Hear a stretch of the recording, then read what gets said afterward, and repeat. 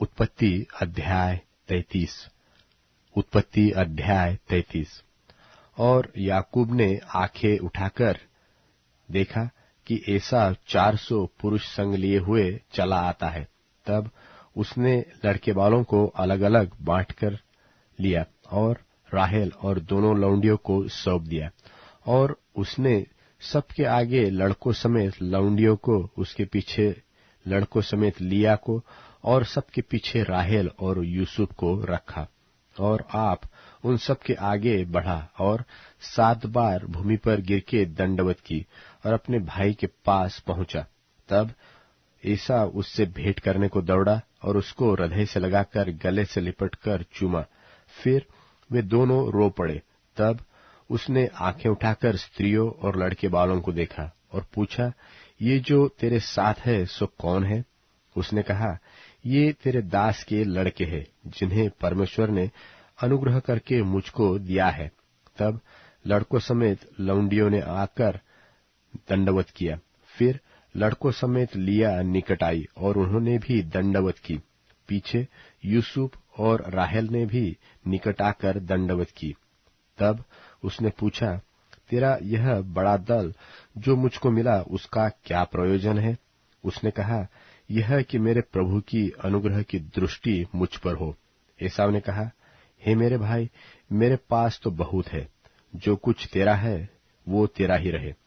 याकूब ने कहा, नहीं नहीं, यदि तेरा अनुग्रह मुझ पर हो तो मेरी भेंट ग्रहण कर, क्योंकि मैंने तेरा दर्शन पाकर मानो परमेश्वर का दर्शन पाया है और तू मुझसे प्रसन्न हुआ है।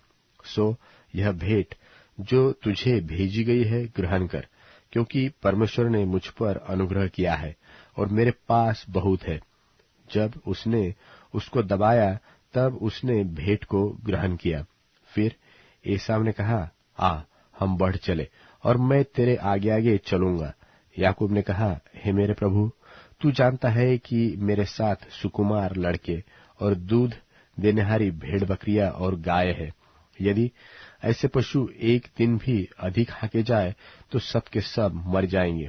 सो मेरा प्रभु अपने दास के आगे बढ़ जाए और मैं इन पशुओं की गति के अनुसार जो मेरे आगे है और लड़के बालों की गति के अनुसार धीरे धीरे चलकर सेर में अपने प्रभु के पास पहुंचूंगा। एसाव ने कहा, तो अपने संग वालों में से मैं कई एक तेरे साथ छोड़ जाऊंगा। उसने कहा, यह क्यों? इतना ही बहुत है कि मेरे प्रभु की अनुग्रह की दृष्टि मुझ पर बनी रहे। तब एसाव ने उसी दिन सेईर जाने को अपना मार्ग लिया और याकूब वहां से कूच करके सुक्कोत को गया और वहां अपने लिए एक घर और पशुओं के लिए झोपड़े बनाए। इसी कारण उस स्थान का नाम सुक्कोत पड़ा।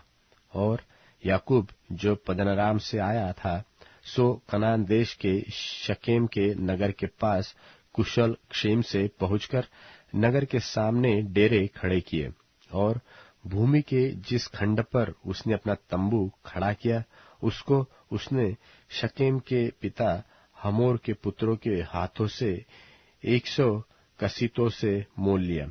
और वहां उसने एक वेदी बनाकर उसका नाम एलोलोहे इस्राएल रखा।